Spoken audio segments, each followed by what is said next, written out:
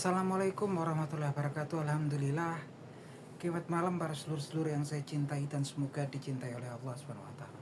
Oke, para sedulur, tadi ada potongan video yang mana itu adalah statement daripada Kang Botok kepada para pengikutnya, kepada para simpatisannya, yang mana Kang Botok ini mengeluarkan statement bahwasanya ketika demo hari ini, demo tanggal 27 Agustus 2026, yang merupakan saya pikir tonggak penting ya untuk pemberantasan korupsi di Indonesia, karena Kang Botok dan bersama teman-temannya dari Pati yang tergabung dalam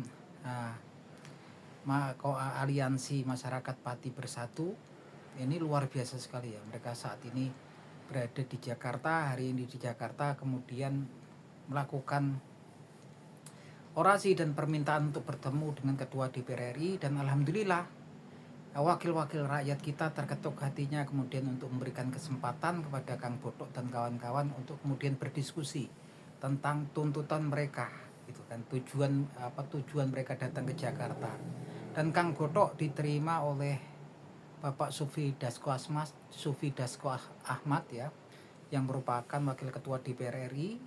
Ini kemudian dari perundingan pertemuan mereka antara wakil dari aliansi masyarakat Pati Bersatu ini menghasilkan keputusan ya, menghasilkan kesepakatan bahwasanya DPR RI akan mengesahkan, menyelesaikan rancangan undang-undang perampasan aset paling lambat tanggal 15 Desember 2026. Kalau kemudian sampai tanggal tersebut tidak selesai, maka mereka akan diberitakan tadi oleh Kang Botok akan mengundurkan diri dari jabatannya. Ini luar biasa sekali ya perjuangannya Mas Botok dan kawan-kawan yang jauh dari Kabupaten Pati sampai kemudian ke ibu kota negara Indonesia, yang betul-betul mereka masih orang-orang yang masih kemudian punya rasa cinta buat negeri kita ini, yang mana memang saat ini negeri kita lagi perlahan mulai sakit ya, diakibatkan para koruptor yang sudah merajalela, yang koruptor yang sudah nggak masuk akal lagi ya. Koruptor ini semakin kesini semakin menggila gitu kan, dan mereka bahkan dari oknum-oknum aparat yang harusnya kemudian memberantas koruptor, mereka sendiri melakukan koruptor. Apapun kemudian menurut saya analisa para pengamat tentang tokoh-tokoh orang-orang yang kemudian menunggangi daripada aksinya Mas Botok, saya pikir hari ini terbukti Mas Botok nggak ada keributan ya, dan kemudian mendapatkan kesepakatan bersama antara DPR RI, wakil-wakil kita dan juga masyarakat. Jelas sekali ya. Karena memang kalau kemudian permintaan hukuman mati pun itu saya pikir untuk para koruptor itu pas ya teman-teman. Kenapa? Karena kenapa kemudian di tempat kita bisa untuk pelaku narkoba, pengedar narkoba, penjual narkoba yang merusak generasi muda, mereka bisa menerapkan hukuman mati. Para koruptor lebih parah lagi, mensengsarakan anak bangsa ya. Masyarakat sengsara. Uang yang harusnya sampai ratusan miliar, ratusan triliun harusnya bisa kemudian dinikmati bersama, mereka ambil sendiri untuk mereka sendiri. Berkilo-kilo emas ya, sampai kemarin kabarnya ada sampai 74 kg emas. Yang harusnya kalau untuk mensejahterakan masyarakat itu udah luar biasa sekali, tapi para koruptor menguasai itu sendiri untuk mereka, untuk keluarga mereka, dan mungkin untuk kelompok mereka sendiri. Dan ini merupakan penyakit kronis di negara kita, dan lagi-lagi apresiasi buat Mas Botok dan kawan-kawan. Saya sebagai warga masyarakat Indonesia cukup turut terharu gitu kan. Masih ada orang yang kemudian mau jauh-jauh datang panas-panasan untuk kemudian berusaha ya untuk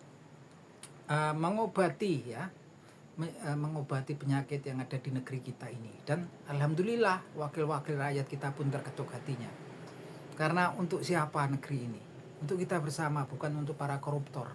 Dan semoga kedepannya terlaksana ini sebagai tercatat dalam sejarah ya. Tercatat bahwasanya janji dari DPR RI, wakil-wakil rakyat kita akan selesai di tanggal 15 Desember 2026. Semua sekarang tercatat di digital tracking ya teman-teman. Dan juga kalau bisa kita lihat nanti, kita berharapnya juga hukuman mati buat para koruptor. Itu harapan kita semua.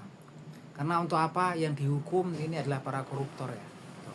Koruptor ini betul-betul udah menggila saat ini dan merupakan penyakit kronis. Sama ketika seorang terkena penyakit kanker, apapun itu obatnya pasti akan dicoba untuk dilakukan untuk pengobatan. Sekalipun mereka harus menggunakan kemoterapi, yang kemoterapi itu sendiri juga nggak cuma menyerang sel-sel kanker, dia menyerang sel-sel sehat. Resikonya juga berbahaya, tapi mau nggak mau kita nggak punya pilihan. Dan lagi-lagi apresiasi buat Kang Botok, hari ini betul-betul membuktikan demo berjalan dengan tentram, nggak ada kericuan, walaupun ada kabar kemudian ada penyusup-penyusup, wajar ya. Karena memang ada, kita bisa nengarai juga, mungkin presiden kita saat ini Pak Prabowo Subianto akhirnya juga ngerti ya, ketika kemarin ada tokoh-tokoh tertentu bahkan mengungkapkan ada kemungkinan katanya kalau pemilu itu 2009 akan ada percepatan. Nah, ini harus buka mata Pak Prabowo ya teman-teman, siapa yang teman dan siapa yang lawan gitu. Hari ini sukses alhamdulillah misinya Mas Botok dan kawan-kawan, semoga bisa pulang selamat, sehat walafiat tanpa kurangan apapun ke Kabupaten Pati di Jawa Tengah. Teman-teman mau komen tentang apa keberhasilan Mas Botok saat ini, apa komennya teman-teman, pendapat teman-teman, silahkan monggo teman-teman tulis di kolom komentar. Akhir kata semoga bermanfaat. Wabillahi taufiq wal hidayah. Wassalamualaikum warahmatullahi wabarakatuh.